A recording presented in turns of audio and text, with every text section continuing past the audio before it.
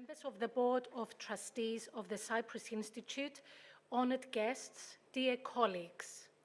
It is with great pleasure to welcome you to this public lecture and panel discussion organized by the Cyprus Academy of Sciences, Letters and Arts and the European Academy Science Advisory Council, ESAC, the Climate Change Initiative, and endorsed by the Sustainable Development Solutions Network.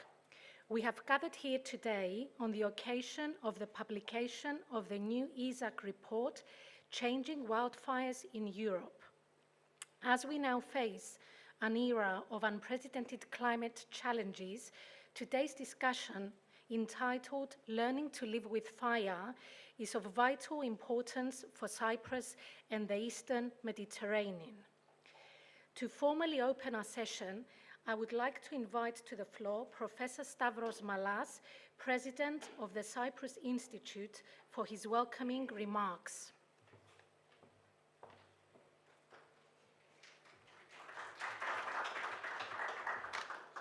Hello, everybody. Again, welcome to this more detailed, if you like, presentation on this very important issue. It's a very timely discussion because in Cyprus recently we had a big fire, and a few years ago we had a big fire. And it's really good that we have this collaboration with the Academy. Thank you, Achilles, for being here.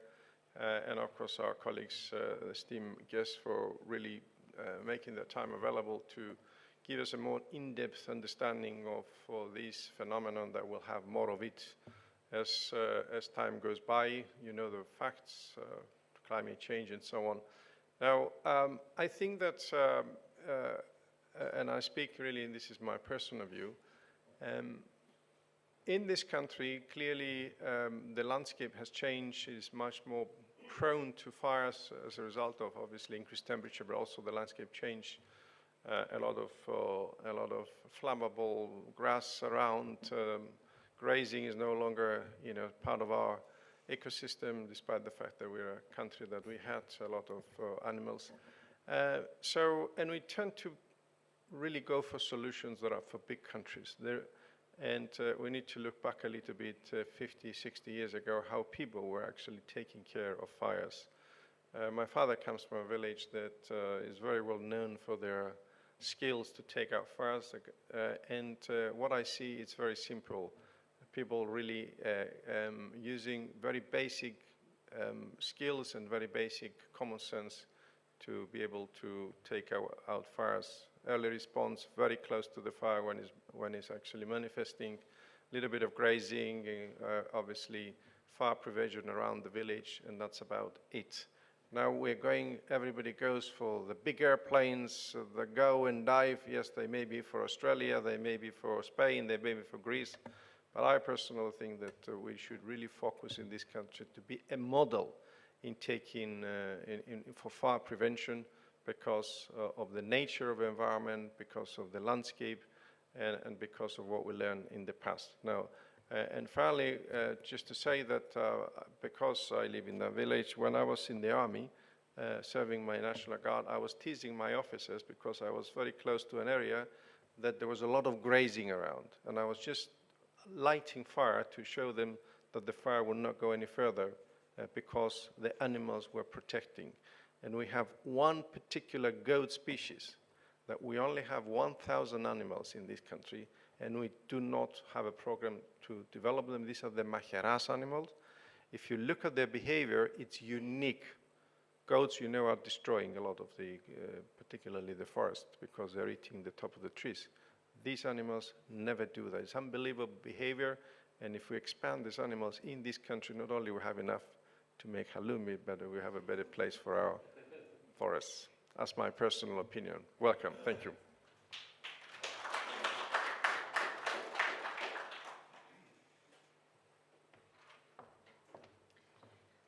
I now invite to the floor the President of the Cyprus Academy of Sciences, Letters and Arts, Professor Achilles Emilianidis, to deliver his welcoming remarks.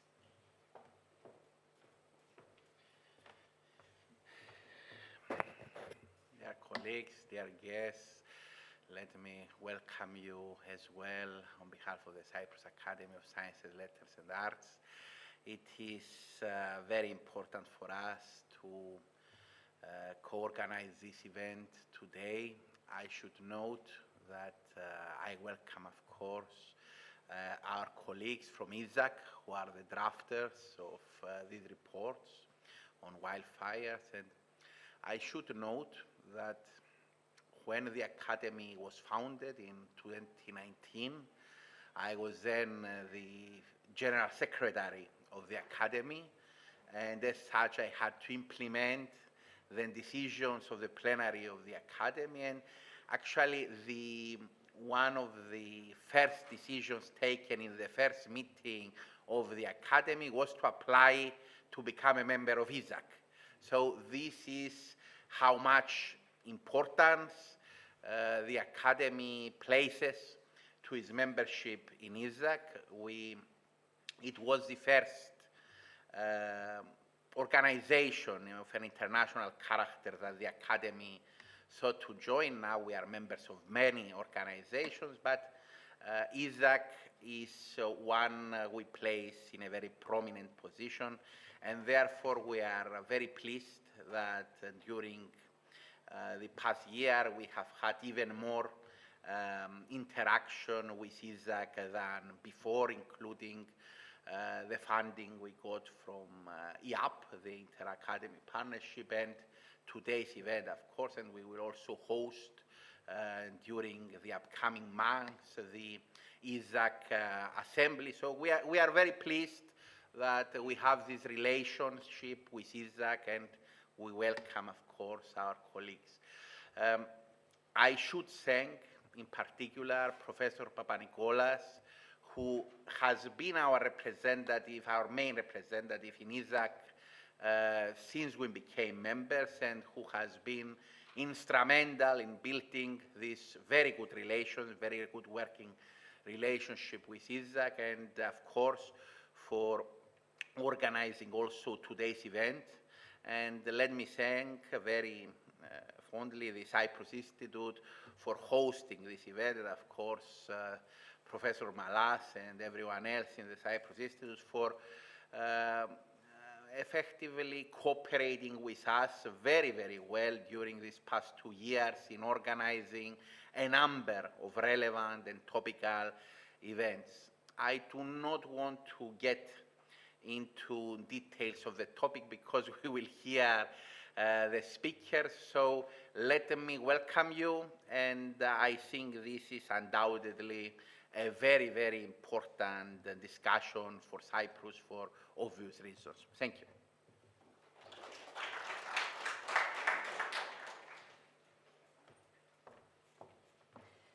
We thank Professor Malas and Professor Emilianidis for setting the stage for today's proceedings. I now have the honor to invite Professor Kostas and Papanikolaou to provide an overview of the ISAC report and to introduce our keynote speakers and panelists. Professor Papanikolaou serves as President Emeritus of the Cyprus Institute and Director of the Research Unit of Climate Crisis and Sustainable Development at the Cyprus Academy of Sciences, Letters and Arts. He will guide us through the scientific context of this escalating risk.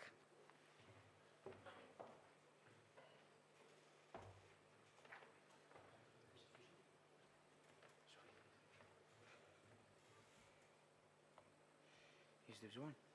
No. Yeah. Don't go like that. Okay. And the Tom.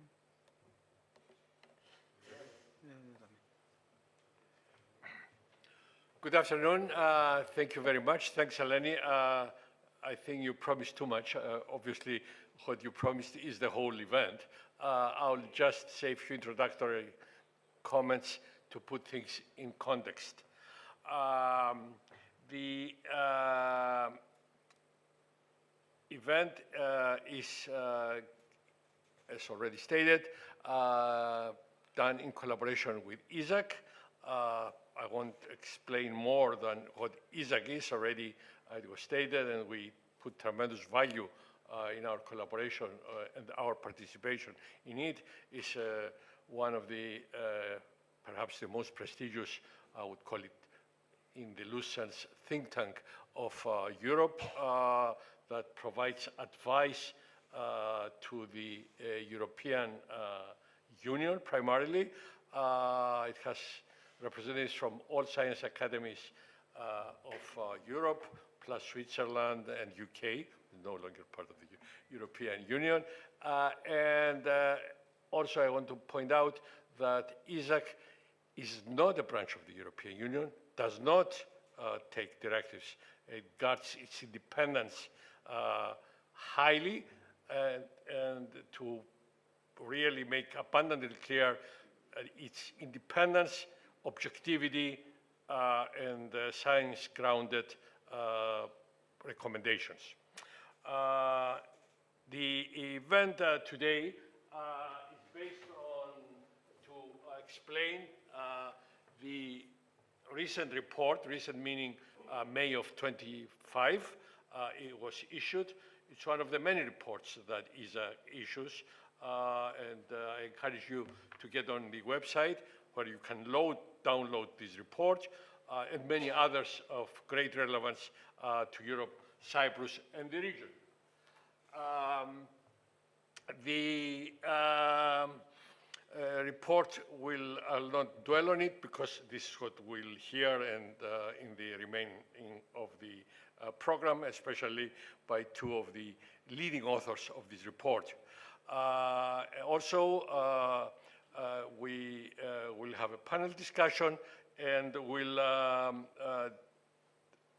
be joined by Professor Lekas from University of Athens, well known in Cyprus, an expert in adaptation and disaster management, and Mr. Kostas Papageorgiou from the Forestry Department, the par excellence agency responsible for management and protection of our forests. Let me show you a detailed satellite image of one, maybe we should call it mega fire. Certainly for Cyprus, it is a mega fire. And you see it consumed really a lot of area.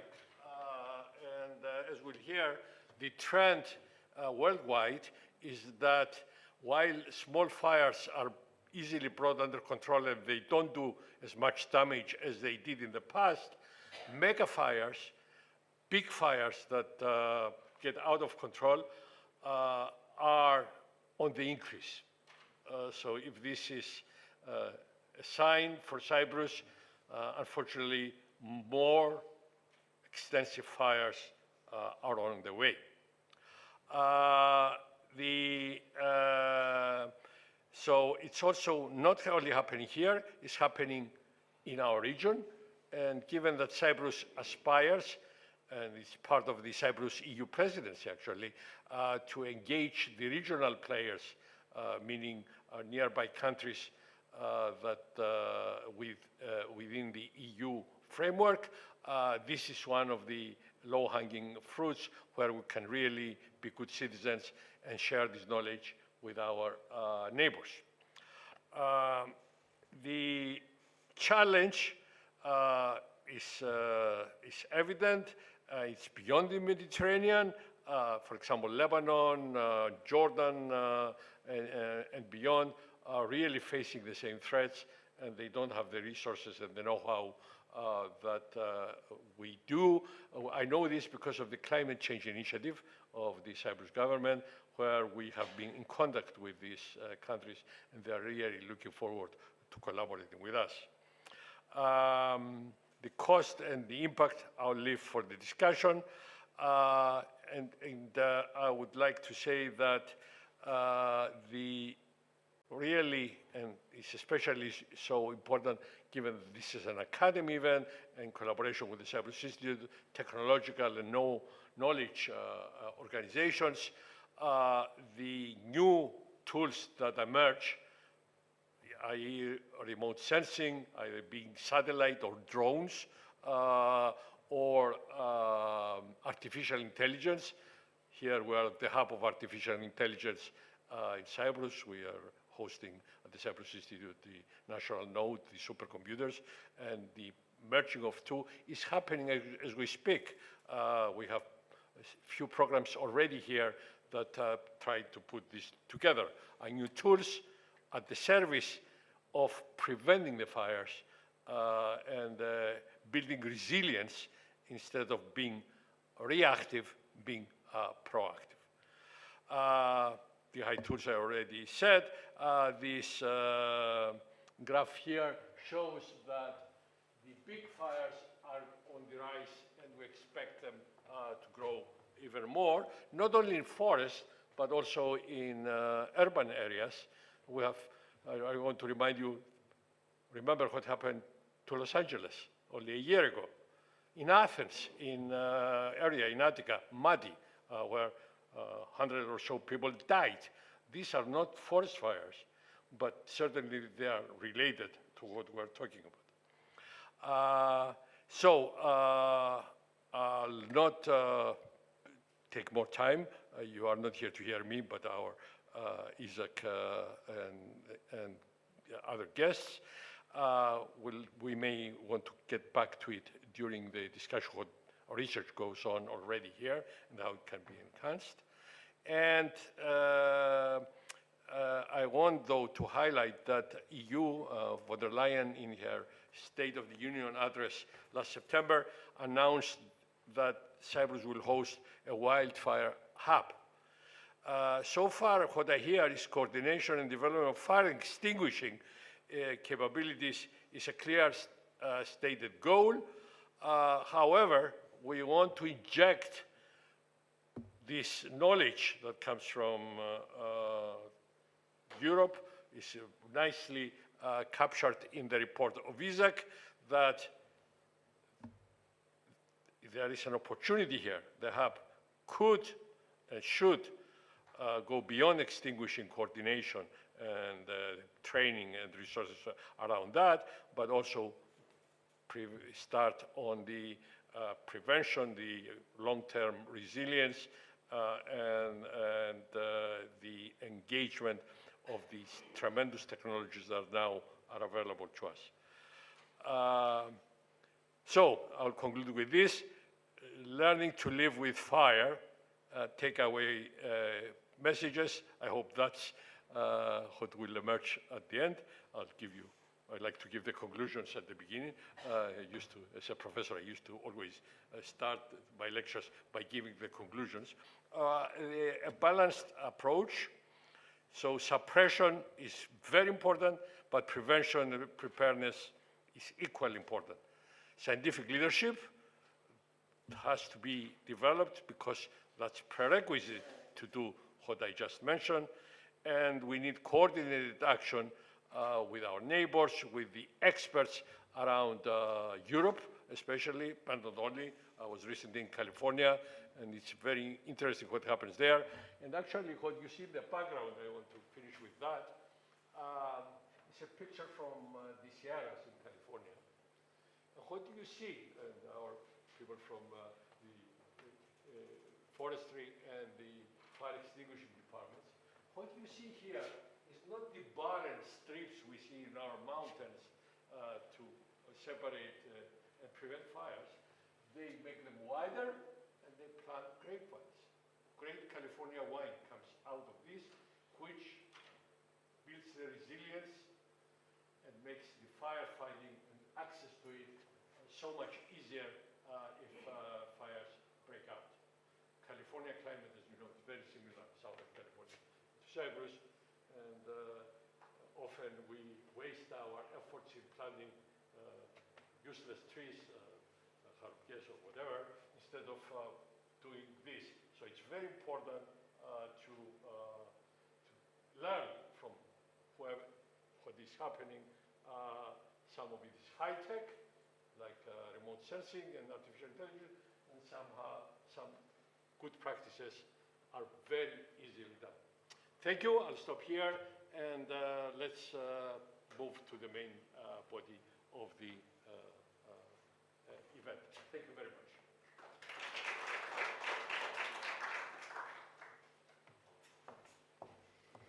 Thank you, Professor Papanikolaos. Now we will proceed to our two keynote presentations. The first presentation is by Professor Thomas Ernst. Professor Thomas Ernst is a professor in natural resource management at the Stockholm Resilience Center, Stockholm University. He serves as program director for the European Academy's Science Advisory Council, ESAC.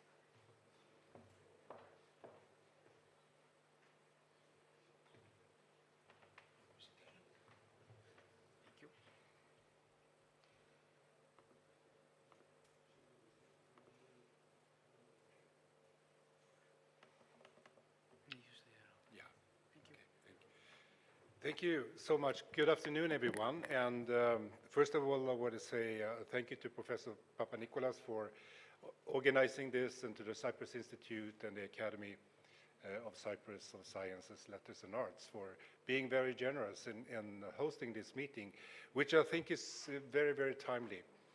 Europe is facing a lot of challenges, but I think one of the really important one is the one we're going to talk about this afternoon, and that is the increasing risk of really severe destructive megafires.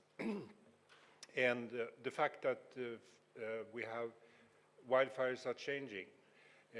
So we have to adapt to new patterns and a new situation. And this realization was actually the source, or that made ESAC to decide that to mobilize 27 experts across Europe in 17 different countries to come together in a working group and go through the current literature and try to understand how could we build a strategy when we have this future of changing wildfires, and what could the European Union do in supporting member states in building such a strategy.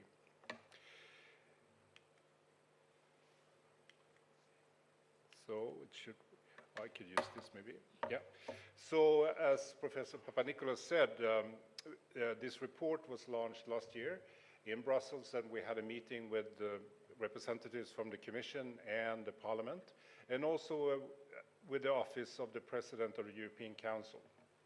And I think the report was really received in a very serious way in Brussels, that this is an important issue where the European Commission really needs to take a strategic approach for the future. And I think that was mirrored or reflected in the State of the Union that Ursula von der Leyen held in September 2025, where she held a very passionate speech about the importance of understanding wildfires and having societies start to learn to live with fires and manage fires. And she ended this again with this proposal to establish a new European firefighting hub in Cyprus. And I think that's one of the topics we could talk about later this afternoon. How could we mobilize experts and resources and competence to build such a important firefighting hub here in Cyprus? If we look globally, wildfires are now the dominant factor behind forest cover loss. So from 2023, it's topping forestry, shifting agriculture, and commodity-driven deforestation. It's become the major factor behind tree cover loss. So globally, this is really a serious issue that needs to be addressed. And we're looking at the drivers of changing wildfires, and one is, of course, climate change. And we will come back to that in this presentation. But this shows, I think, very convincingly that as the average temperature increase, we have larger and larger areas that are being affected by forest fires. And if we should put 2025 there, it would be up there in the right corner. So the conclusion is that wildfires are changing. How are they changing? Well, they're changing in frequency. They could become more often. The timing, you could have actually fires outside what used to be viewed as the fire season.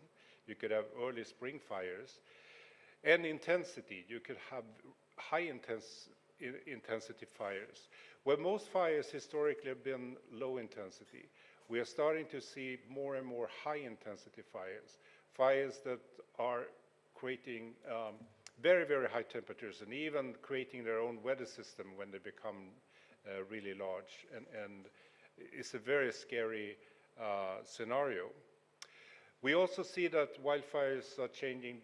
They are affecting regions that historically were much less affected by fires. So climate change and land use change are now in combination, resulting in regions experiencing new events of fires, which they have to deal with without having any history or experience. And it was also mentioned that the number of fires, if we look at it globally, and it's also true for Europe, and the total area burned is on the decrease. And that is, of course, because we have built capacity to fight fires. We have equipment and we have skills that we have developed over time. But what is decreasing is the low intensity fires. What we fear now and what we see is that the fires we have tend to be more concentrated in fewer but larger fires, including extreme wildfires. So this is the scenario which we have to address. And it was also mentioned by Professor Papanikolaou, urban wildfires, that we are, particularly in Europe, we have a very large wildland-urban interface where people and wildland interacts. And particularly Europe is very vulnerable to that fires actually would enter into not only the peri-urban area, but also right into urban areas. And as was mentioned, Los Angeles was a very scary example of what could actually happen, and it could happen in Europe too. So these are the scenarios we identified in the report, the changing wildfires. At the same time, our conclusions was that responses have been the same and continue to be more or less the same, that most resources are allocated for emergency response and firefighting, which is important. I don't deny it. It's really important. But there is a significant imbalance which policymakers need to address when it comes to allocating resources. And so response is in itself reactive and based on the view that fire is bad and needs to be stopped. But this is under the assumption that it can be stopped. And this is starting to be questioned, that we actually have the capacity to stop some fires. And there is risk of society being overwhelmed.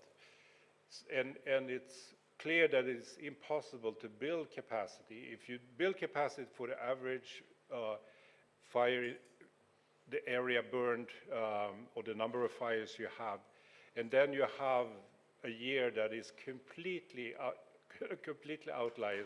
This is example from Canada in 2023. There is no way we could build firefighting capacity to deal with this in terms of airplanes, helicopters. We have to also complement that with actions that will reduce the risk of ending up in this really scary outlier situation. Because the consequences are enormous for society. We have been very successful in reducing, for example, air pollution from traffic and from factories. But what is arising now is air pollution coming from wildfires. And they have severe health consequences, both short-term and long-term. So this is also something society needs to address. And also economically, the cumulative wildfire cost, this is from North America, and you can see this sharp increase after 2010, where we have an enormous increase in the damage caused by wildfires.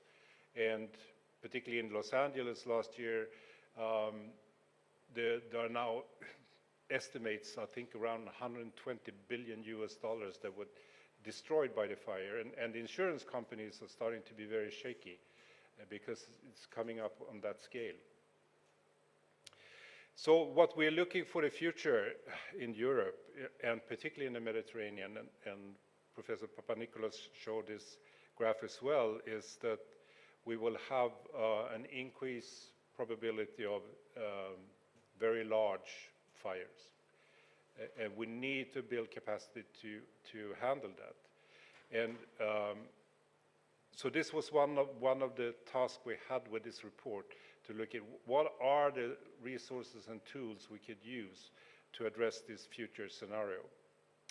And with that, I will ask Dr. Orsi Valko to come up and present the results from the report on these tools. So please.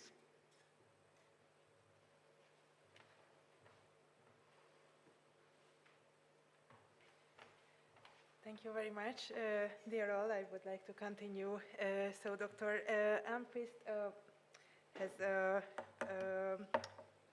told you that we are dealing with a new situation with the fire in Europe, and we really need to do something with it. But for understanding the fire regimes and for developing effective strategies, we really need to understand the root causes of these changes. The most important two root causes are being climatic changes and the changes in the fuel driven by land use changes. So these two major factors determine the new fire regimes in Europe, and we need to adapt to them somehow. In this figure, you can see the Mediterranean picture. As Professor Papanikolaou already mentioned, the problem is not with the burned area. So the total burned area, you can see, sorry, it's not working, but you can see on the bigger graph that the total burned area is decreasing in the past decades. So this is not the problem. The problem is that we have some very high peaks. You can see that there are some extremely large and devastating fires in certain years. And this is the extent of fire which can be larger than the firefighting capacity. And here you can see also the breakdown of the Mediterranean fires divided by different countries. And you can see that in every country, the total burned area is decreasing, but there are these peaks. And the important thing is that the peaks are not the same years in every country, but if there will be a year when every country will have a peak, it will be very, very devastating. And also regarding the Mediterranean region, you have some specific challenges, especially related to tourism. The main tourist season is the same as the main wildfire season, which increases very much the vulnerability, and the Mediterranean countries are much more overwhelmed in this season with other problems as well.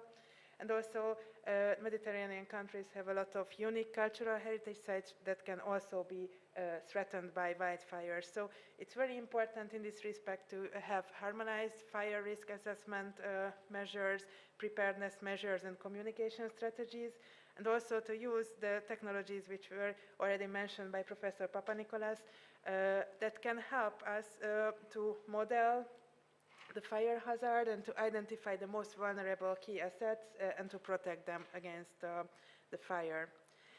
And the good news is that we can contribute to prevent the fires. So one of the main goals of the report was to make a critical review of the available preventive measures which we can use to decrease the intensity, the severity of the wildfires. So for example, it's very interesting that we can fight fire with fire. So prescribed burning is a tool which we can apply strategically to decrease the fuel in certain areas, and this way the fire will be less severe. Also, there are other very nice alternative fuel management strategies that were already mentioned. animals. With prescribed grazing, we can also decrease the fuel, and we can also have productive fire breaks, which are good for the economy, good for the biodiversity, and good for the fire prevention. And also, if we use the modern technologies, the fire planning tools and spatial planning tools, we can protect the most valuable key assets, most vulnerable key assets with these preventive measures. So to put it very simple, the key for fire prevention, in our opinion, is to have a living and mosaic landscape with livestock, with animals, with people living in the landscape who all contribute to decreasing the fire risk. And one of the main conclusions of the report is that we need to really address the root causes of the fire and not only the flames. And for this, we proposed 3 urgent key messages. These messages relate to a broader, sustainable and proactive environmental strategy. The first one is that we really have to take use of the momentum and prioritize the implementation of climate change mitigation and land use policies, and especially the European Union's nature restoration law, because these policies address the challenges of land use change and climate change, and they can help to solve the root causes of the fires. The second one is to incorporate wildfire risk assessment into other strategies. We made a detailed analysis on tree planting strategies. It is very good that, for example, the European Union has the ambition to plant a lot of trees, but we have to be careful with it not to increase the fire risk. And finally, the third urgent message is that, as it was already mentioned, fire has always been in the European landscape, and it will stay with us. So we have to learn to live with fire, and we have to prepare the European society for this regarding public health, regarding other preparedness measures, and regarding the fire literacy of the European society. And during our work, we really wanted to put some policy options into the table, which can fit to the European context, to the diverse geographic, social, economic context, and from which the policymakers and stakeholders can select those that fit to their purposes. So we proposed 8 policy options, and in case of each policy option, we first explain the rationale behind a certain option. Then we proposed concrete actions that one can take, and we analyzed the benefits and costs relating to the implementation of the certain policy options. And here I show you the example of one of the policy options, the education and the communication capacity, because it can be very relevant regarding this knowledge hub, regarding the wildfire hub in Cyprus, because it would be crucial to have a knowledge hub that can share the best practices among the member states, and that could transfer knowledge and help each other. So it would be a great thing. And I wanted to show that our policy options are not only for fire prevention, but they are more, they can be considered more broad options. So I highlighted that, for example, there are a lot of policy options that contribute to rural development, diversifying rural economies, and making rural livelihoods more sustainable and more assured. And we also wanted to inspire people to take up the policy options, so that's why we collected examples from different European projects that utilize some of these policy options. So, for example, there are some Spanish projects that utilize multiple policy options, and they involve the local communities in preventive fire prevention by having livable and mosaic and living Mediterranean landscapes, and they have this very nice motto that they fight the fire with milk, wine, and olive oil, not with water. So this could be the motto of fire prevention. And there are some initiatives also in Cyprus. So, for example, the Semet Fire Project is also a good example.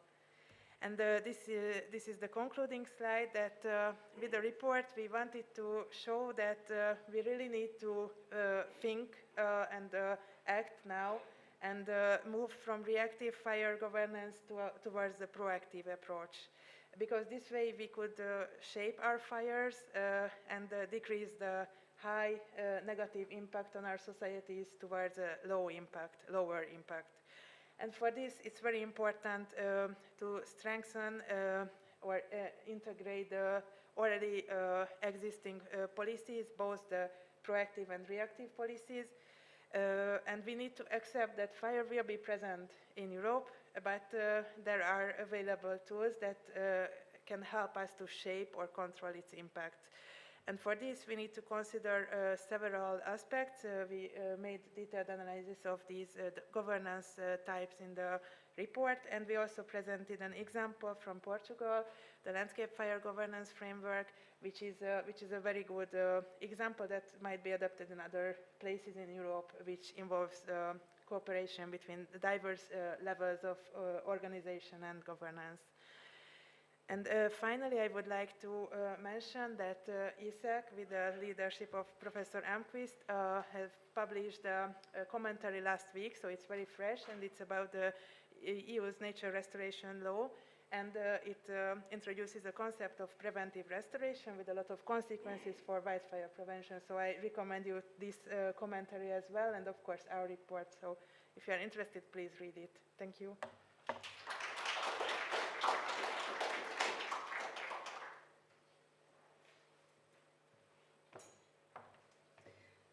We thank Professor Elmst and Dr. Valko, who is a research professor at the Institute of Ecology and Botany, Hanren Center for Ecological Research in Hungary, and ESAC representative. We thank you for those insightful presentations on shifting from fire suppression to resilient landscape management. We now transition to the panel discussion, where we'll explore the implications of for Cyprus and the proposed European Wildfire Hub. I invite Professor Papanikolaou back to serve as the convener, along with our keynote speakers.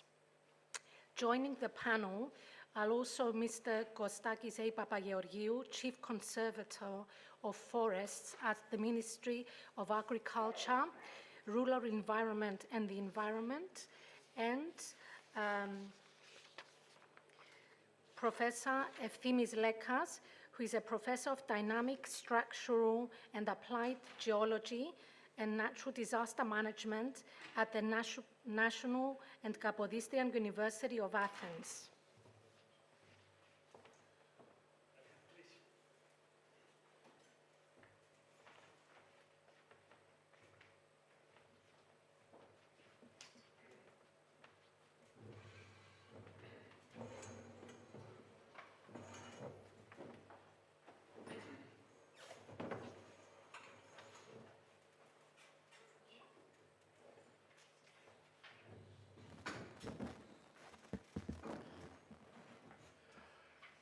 Okay, thank you. So we're getting into the discussion session, and we'll start. We don't have any prepared script, prepared questions, so on purpose I left it to be free. I will ask the reaction first of the two new members to the panel. I'll start with Professor Lekas, who I would like to thank. He left, came to Cyprus in the middle of a crisis in Athens because of the floods. I don't know to what degree the floods were not helped by the fires around Athens and whether that exacerbated the issue. But I would like to have your reaction as a crisis management expert on what we heard today. And then I would like to ask the par excellence responsible person in Cyprus to tell us how this was received, and then we'll open the discussion. So, Professor Lekas. Παρακαλώ. Please. Να αρχίσω. Yes, Okay. in English if possible. In Greece, because You prefer in Greek or? yes, I prefer in Greece. Okay. Okay. Καλησπέρα σε όλους. Είναι ιδιαίτερη χαρά και τιμή που έχω προσκληθεί από τον κύριο καθηγητή για να συμμετέχω σε αυτή τη διαδικασία. Κοιτάξτε να δείτε, είναι ένα μεγάλο θέμα. Ποιο είναι αυτό το θέμα? Είναι το θέμα της κλιματικής κρίσης. Μιας κλιματικής κρίσης η οποία έχει ενσκύψει τα τελευταία χρόνια και η κλιματική κρίση είναι αυτή η οποία ουσιαστικά συντίθεται από τα εξής δεδομένα και στοιχεία. Ποια είναι αυτά τα δεδομένα και στοιχεία? Είναι ότι οι κίνδυνοι θα εμφανίζονται όλο και πιο συχνότερα, με μεγαλύτερη ένταση, με εναλλαγές πάρα πολλές, σε μεγαλύτερη έκταση και θα είναι σύνθετοι κίνδυνοι. Ουσιαστικά έχουμε μία νέα κατάσταση, η οποία είμαστε στην περίοδο της κλιματικής κρίσης, λίγο πριν την περίοδο της κλιματικής κατάρρευσης, με αποτέλεσμα να καλούμαστε να διαχειριστούμε όλα αυτά τα θέματα. Πώς θα διαχειριστούμε τα θέματα της κλιματικής κρίσης, που κυρίως αφορούν τα υδρομετεωρολογικά φαινόμενα, δηλαδή τα φαινόμενα που εξελίσσονται πάνω από την επιφάνεια της γης, και την αλληλουχία όλων αυτών των φαινομένων. Δηλαδή έχουμε πιο θερμές περιόδους, πιο μακρύς θερμές περιόδους, με πιο υψηλές θερμοκρασίες, με μεγαλύτερες μέρες με ακραίες θερμοκρασίες κάθε χρόνο, οι οποίες δημιουργούν επίσης ένα περιβάλλον στο οποίο αναπτύσσονται οι δασικές πυρκαγιές, οι μεγάλες κλίμακες πυρκαγιές, αλλά και τα άλλα φαινόμενα τα οποία συνοδεύουν και τα οποία αποτελούν μια συνθετότητα ως προς τους κινδύνους. Δηλαδή, οι μεγάλες πυρκαγιές αποψηλώνουν την επιφάνεια της γης, στη συνέχεια υπάρχουν ακραίες βροχοπτώσεις και ακραία πλημμυρικά φαινόμενα. Αυτά συνθέτουν την κλιματική κρίση. Αλλά το κυρίαρχο γεγονός είναι οι μεγάλες δασικές πυρκαγιές, τις οποίες θα πρέπει να διαχειριστούμε. Και θα πρέπει να διαχειριστούμε σε προκαταστροφικό επίπεδο. Δηλαδή, πριν έχουμε την έναρξη μεγάλων πυρκαγιών, μεγάλης κλίμακας πυρκαγιών. Βεβαίως, σε προκαταστροφικό επίπεδο, δηλαδή πριν τις πυρκαγιές, έχουμε όλες αυτές τις προσπάθειες πρόληψης, που σημαίνει ότι έχουμε να κάνουμε με επιστημονική έρευνα, με διασύνδεση της επιστημονικής έρευνας και της πολιτείας και των επιχειρησιακών φορέων, με εξοπλισμό και μέσα, που είναι πολύ σημαντικός, με εκπαίδευση και με ετοιμότητα. Ευτυχώς σήμερα, παρά το γεγονός ότι δεν μπορούμε να μειώσουμε τους κινδύνους, οι κίνδυνοι αυξάνονται εκθετικά λόγω της κλιματικής κρίσης, εκείνο το οποίο μπορούμε να κάνουμε είναι να μειώσουμε την τροτότητά μας. Όπως είναι γνωστό, κίνδυνοι και τροτότητα αποτελούν ένα γινόμενο το οποίο καταλήγει στη διακινδύνευση, δηλαδή καταλήγει στο τι επιπτώσεις θα έχουμε μετά την εκδήλωση μιας μεγάλης πυρκαγιάς ή έστω ενός πολύ μεγάλου φαινομένου. Συνεπώς, έχουμε να κάνουμε με μια προσπάθεια η οποία ουσιαστικά στηρίζεται στην επιστημονική έρευνα, στηρίζεται στα καινούργια δεδομένα και στηρίζεται στις καινούργιες τεχνολογίες. Καινούργιες τεχνολογίες οι οποίες πρέπει να δοκιμαστούν στο πεδίο. Και μία από αυτές τις τεχνολογίες είναι η παρατήρηση της γης από το διάστημα, από αέρος, είτε με χαμηλές πτήσεις drones, είτε με δορυφόρους οι οποίοι αποτυπώνουν την κάθε πυρκαγιά και την εξέλιξη κάθε πυρκαγιάς, και με βάση μοντέλα τα οποία μπορούμε να κάνουμε και να προβλέψουμε την εξέλιξη μιας πυρκαγιάς, να προβλέψουμε ουσιαστικά και την επιχειρησιακή μας δράση, έτσι ώστε να είναι πιο αποτελεσματική. Βεβαίως, μετά το πρώτο καταστροφικό στάδιο και το μετακαταστροφικό στάδιο, έχουμε το συγκαταστροφικό στάδιο, έχουμε το μετακαταστροφικό στάδιο, όπου εκεί θα πρέπει να αποκαταστήσουμε το περιβάλλον. Έχουμε πολύ μεγάλη εμπειρία σε αυτό, τι προσπάθειες αποβαίνουν εις βάρος του περιβάλλοντος και τι προσπάθειες αποβαίνουν υπέρ του περιβάλλοντος. Εκείνο όμως το οποίο θα πρέπει να κάνουμε είναι ουσιαστικά να βελτιώσουμε την ανθεκτικότητά μας, να προσαρμοστούμε στις εξελισσόμενες διαδικασίες.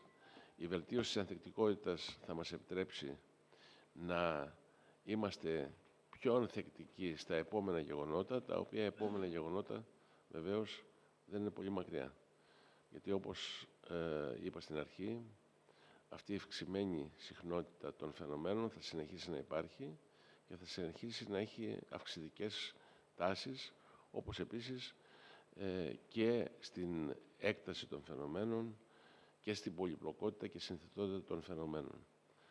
Βεβαίως θα πρέπει να πω και να τελειώσω ότι όλα αυτά τα θέματα της κρίσης της κλιματικής ενδεχομένως να οδηγήσουν και σε γεωπολιτικά προβλήματα, τα οποία είναι πάλι σημαντικά και τα οποία εδώ στην Κύπρο και στην υπόλοιπη Μεσόγειο τα βλέπουμε να εξελίσσονται.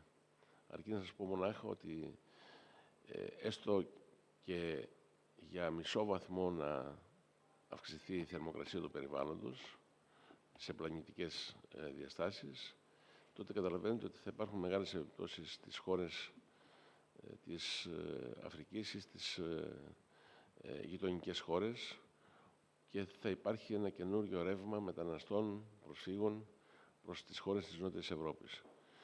Συνεπώς, η κλιματική κρίση έχει και γεωπολιτικές επιπτώσεις, οι οποίες δεν είναι αμεληταίες.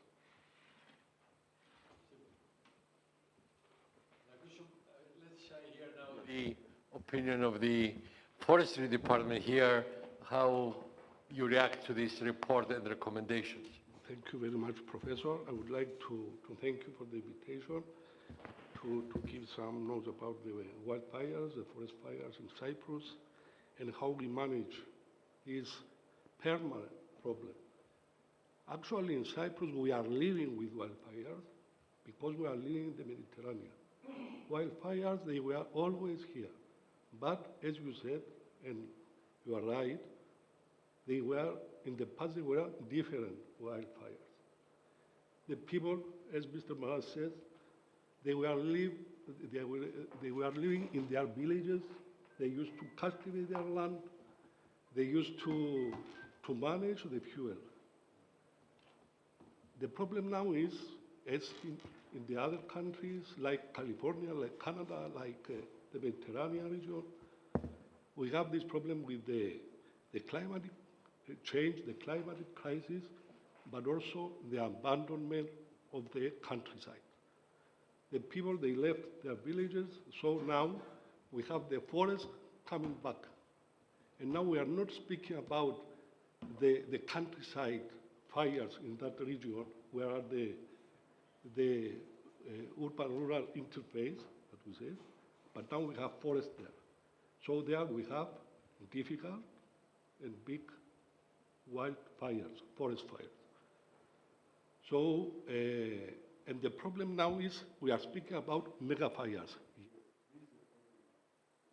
The mega fires, what are the mega fires? These are the fires that the people, we are not unable to stop them, even if we use all the means that are existing. These are the fires, these are the mega fires. So what we have to do with this, we have to be proactive, exactly.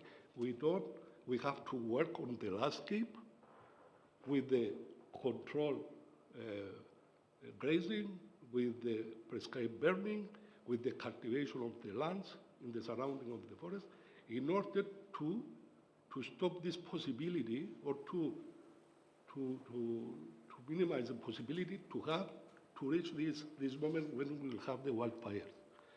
So we are working as a Department of Forests. We have this integrated, holistic system, hopefully. So we have prevention, we have preparedness, we have suppression, and also the post-fire management.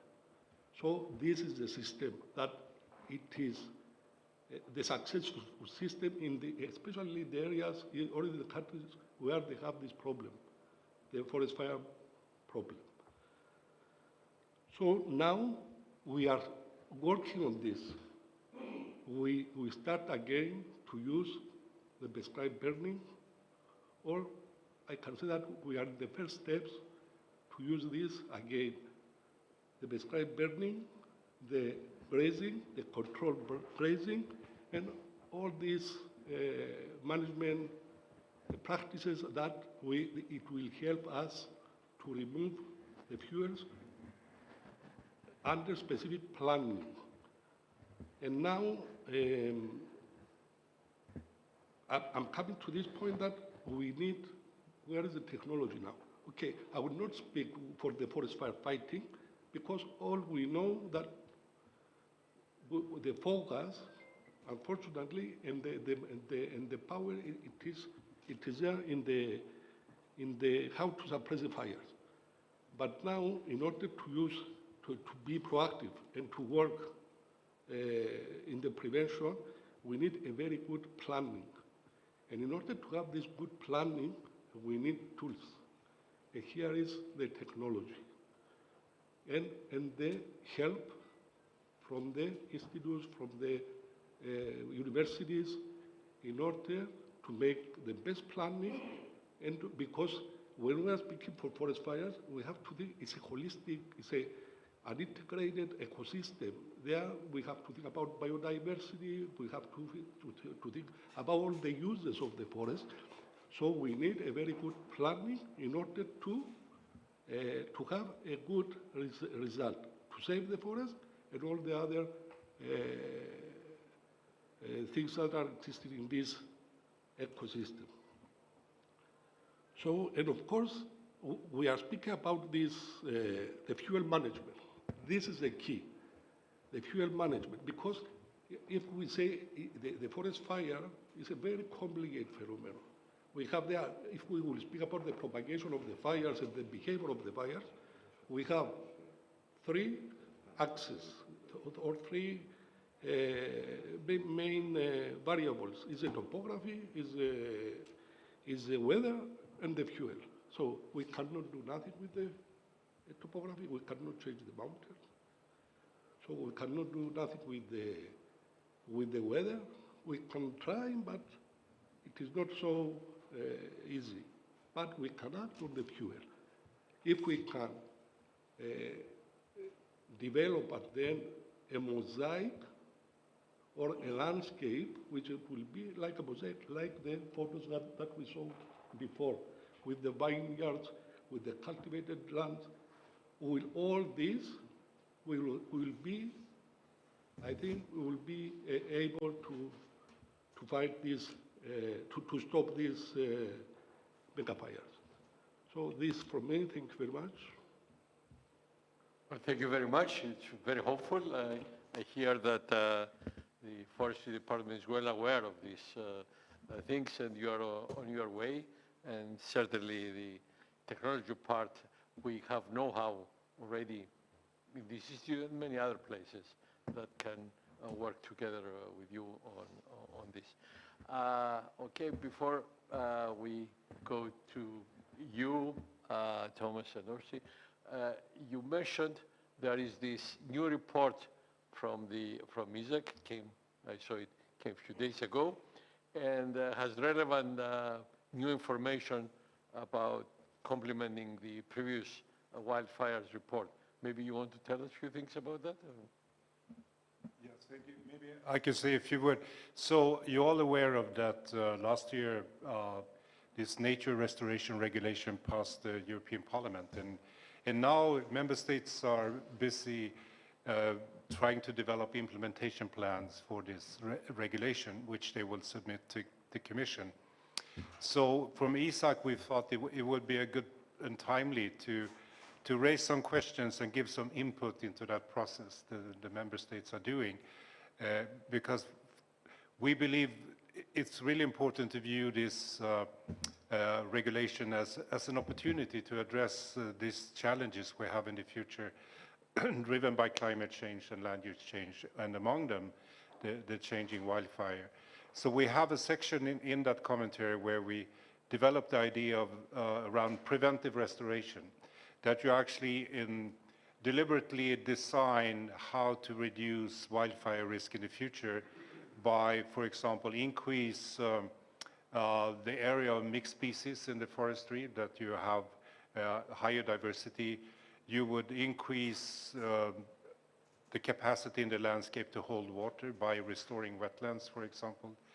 And also you could, this idea of productive fire breaks, I think is also a very attractive idea, that you would need fire breaks, but you could design them in a way that in a normal year they will actually be productive and generate local income.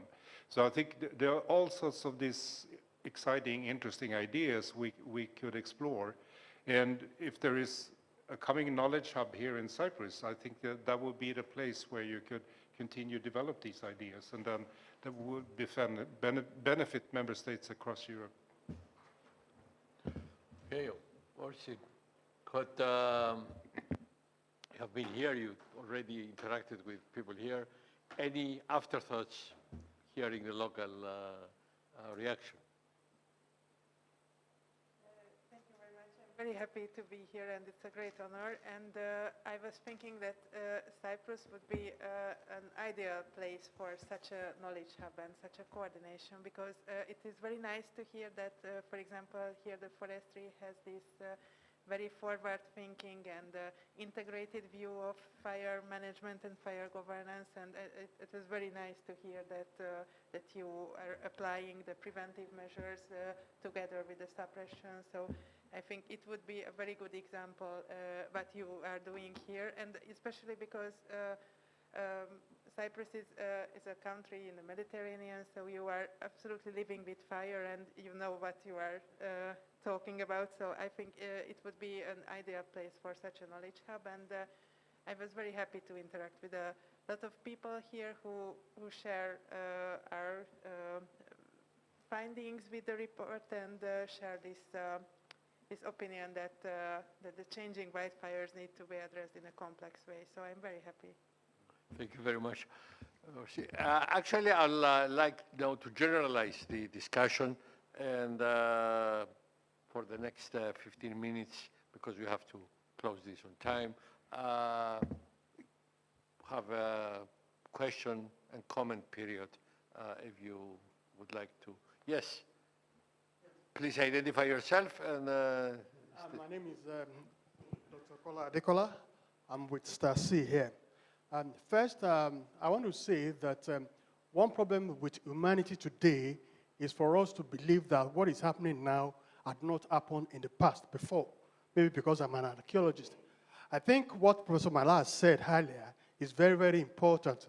Now that Cyprus is an hub, perhaps we need to incorporate archaeologists and anthropologists in this pursuit, because they will be able to give us what were the impressions in the past and how were they able to solve such problems. It is very crucial, because there is nothing that is happening now that has never happened in the past.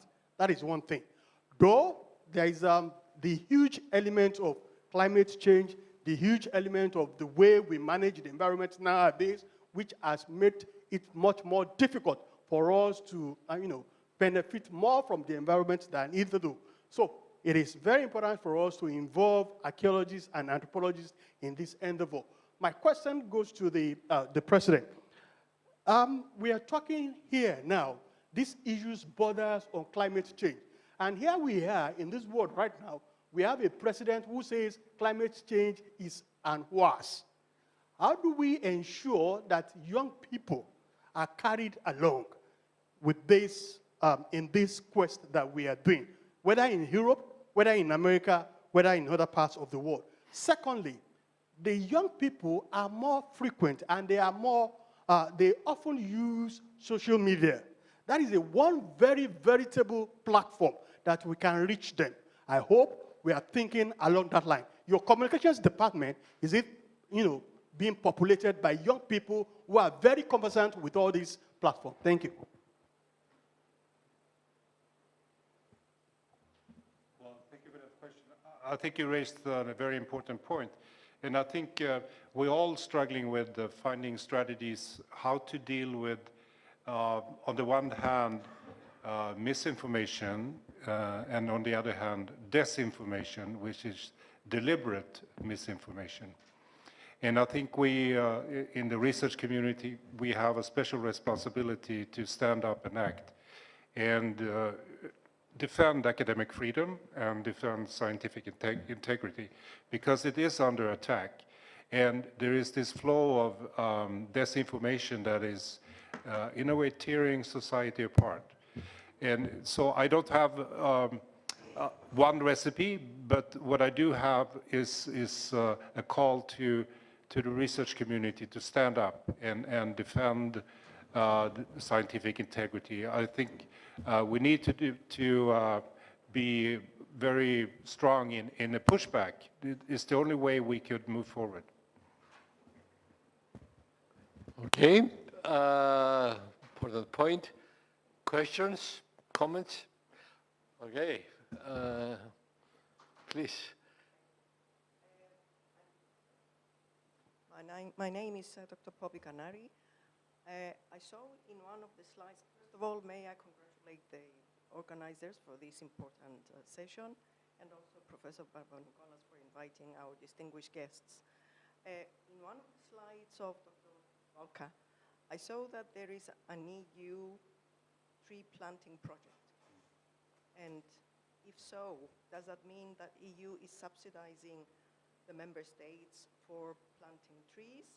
And are there criteria for each country? That means each country has to plant so many trees under this project? I'm sorry if I don't know this, but I like the idea of the EU planting project. So if you could elaborate a little bit, because that means that EU is also supporting towards this area, and obviously we need holistic procedures in this case, and one of the methods is the planting of trees. Thank you. Yes, unfortunately, I had only a very few minutes for this, so I could not elaborate, but it's very important. So in both the biodiversity strategy and in the nature restoration law, there are specific goals, and the EU envisage and has the ambition to plant 3 billion trees, I guess, until 2030. So it's a very, very good initiative, and it could contribute to a lot of environmental benefits in the European Union. But in the report, we analyzed this initiative through the lens of wildfire risk, and we provided some recommendations how to do the tree planting, this massive tree planting, in a way that it does not introduce a lot of other problems. So there are a lot of tree species, for example, that are very flammable and are high fire risk trees, for example, the eucalypts and pine trees. So we should select the tree species wisely. We should manage the planted forest or woody stands in a way that it does not increase the fire risk. And we provided recommendations for species selection and stand management in the report. But yes, it's a very, very good initiative that the EU plans this tree planting.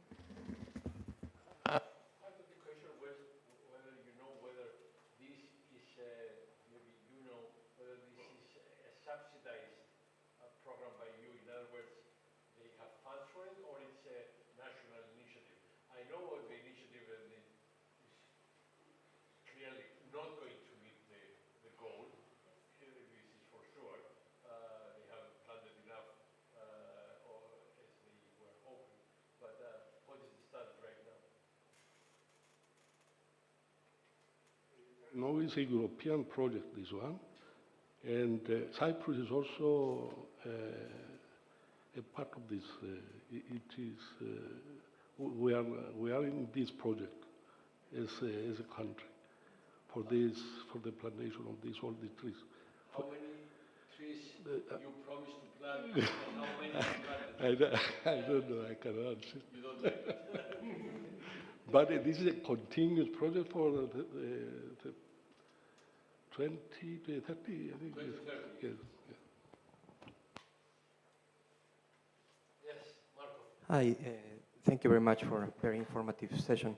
I was looking at some of the data available through the website of the Department of Forestry, and there's one thing that really interests me, that in Cyprus at least, the single most common cause for wildfires are fires that are started on purpose, deliberate. It seems to be like over 27% of the fires are. And so my question goes to, Dr. Pageorgiou, but also to the other panelists. Is this something that is a widespread trend in other parts of Europe? And how can you tackle this? I mean, if people are lighting fires, I'm guessing this is a combination of fires that were initiated on purpose and just got out of hand. But I know that there is also a component of people who want to start wildfires. Is there a way to tackle this? Is there some kind of strategy that has been successful somewhere, try to reduce this number, because it seems to be such a massive component of the problem? Yes, most of the fires, the causes, they are starting from human hand, to say. And what we are doing, as I said before, we are starting from prevention. We try, through the publicity, through the media, to educate the people, especially the young people. But unfortunately, this is the fact. This is a fact that most of the fires that are starting from the people, and these are deliverable fires, and every year we are running this information campaign. We are going to the schools, to the army, to the public, in order to try to minimize the number of the people that they accidentally start fires. But this is not only a problem for Cyprus. This is more or less in all the countries that they are facing the problem of the forest fires. They have this cause in a very high number. I think the question is, and I see we have people from the firefighting department here, maybe they want to comment. I think the question was, I mean, there are dual. One is, I would say, three categories that come to my mind. Arsonists, that this is not an accident. They go and start the fire. There are negligent behavior. People don't follow your instructions. On a windy, hot day, they start using electric tools and things like that. And there are the psycho pyromaniacs, which are not to be undermined. Actually, I read that in Los Angeles, one of the fires was started by somebody, a pyromaniac. Is this, I mean, any of these categories unusually high in Cyprus, beyond the limits? And are these statistics, how do they vary from country to country, and what the countries that manage to contain these categories, what are they doing right? So it's just to, right, Marco? Yes. So maybe the fire brigade here will, will tell us, yes.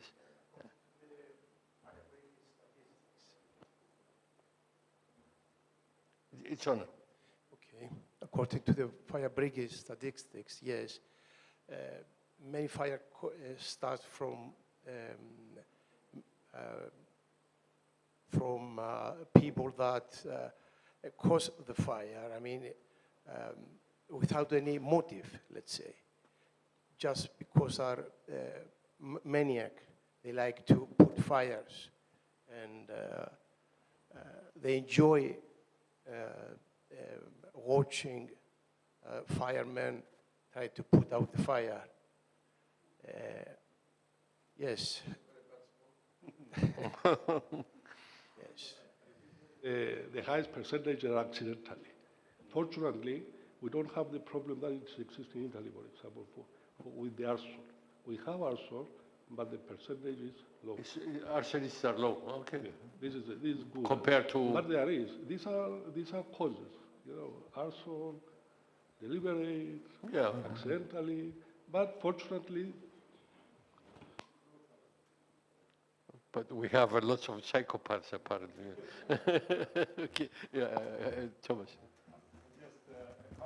We visited this afternoon the lab, the drone lab here at the Cyprus Institute, and they told us that there have been these experiments and experiences using drones, particularly during very high fire danger days, and you have quite a continuous monitoring to detect early fires. But the side effect was that there were much less fires started by arsonists because they didn't want to be detected. So they didn't expect that, but that was a side effect of that.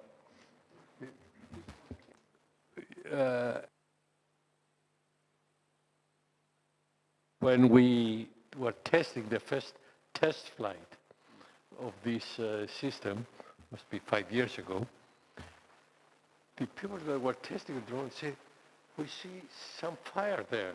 So they sent the drone and they caught an arsonist. Yeah.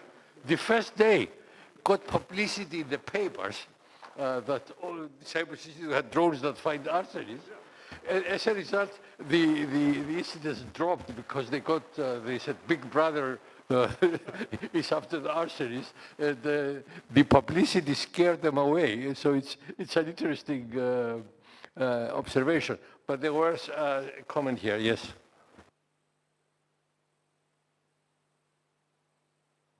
Thank you. Thank you for very interesting talks. I'm Andonis Hadji Andonis. I'm the Innovation Director of an SME, CYRIC, and I would like to add a comment to the discussion in terms of how the industry could help. And we are talking for the innovative companies across Europe.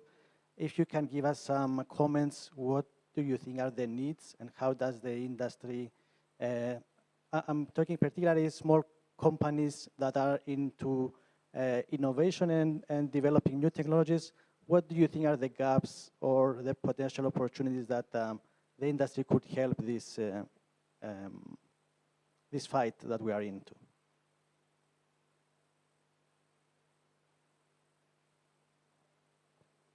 Other comment that I think there are a lot of ways. First, which comes to my mind is that after fire we need to rehabilitate the areas, and I think in post-fire rehabilitation we always need innovation. For example, how to stabilize the slopes, how to best protect the soil, how to best seed the plants that we would like to regenerate there. And for this, I think we need a lot of future technological innovations, and the industry could help a lot in that.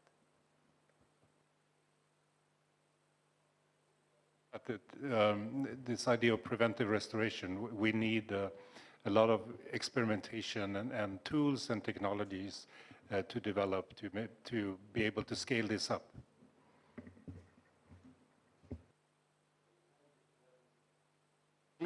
One last question, and there is wine and some savories, so we can continue with extinguishing fires with wine, as the Spaniards say.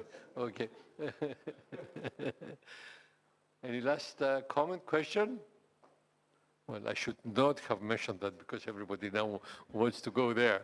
Eleni, you want to say some closing remarks?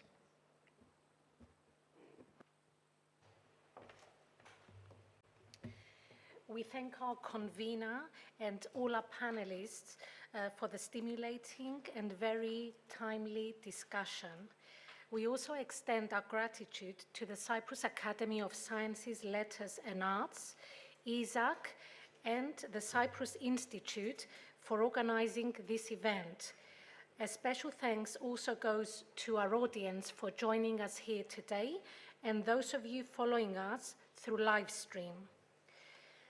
We cordially invite you to a cocktail reception just outside the auditorium. Thank you for joining us.